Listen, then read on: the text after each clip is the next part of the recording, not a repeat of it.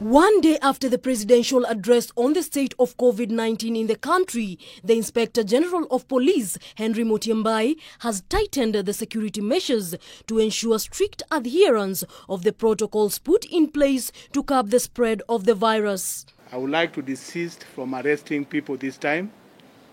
I direct officers to ensure those who are violating these directives and guidelines. I'm not going this time to waste a lot of time to take people to court. Will cancel their license of operations. Business owners, bars and restaurants have been warned against violating the set rules, as they will take a collective responsibility for their customers. Because instead of going to a bar and arresting everybody who is drinking there, it is easy to arrest the person who is selling, or the person who is the owner of that particular bar.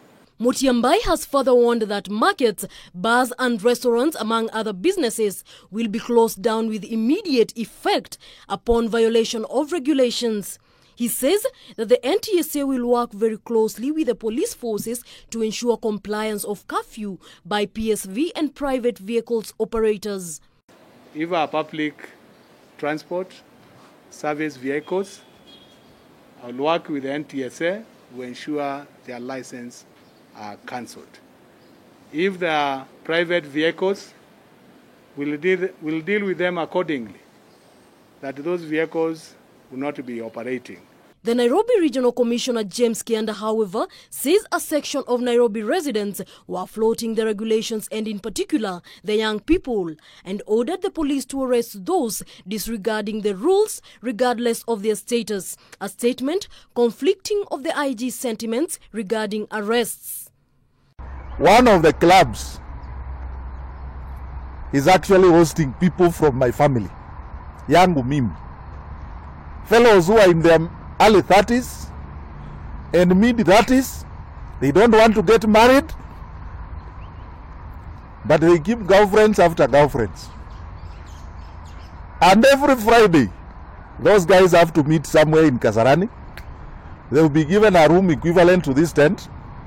It has about 30 seats. Quite a number of them are doing well in wherever they are doing their jobs. They have bought cars, very small ones, to carry to dogo. The others are on PSV cars. They would be parked there. And these guys will dine from 5 up to 2 a.m. Now you want to tell me that we will not have a myriad of problems with such kind of characters?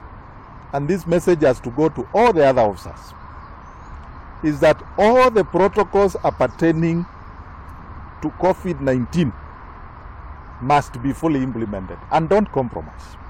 As cases of COVID-19 continue to spike in the country, the IG has urged Kenyans to continue observing the set guidelines. However, it says those who will not observe the rules will face dire consequences.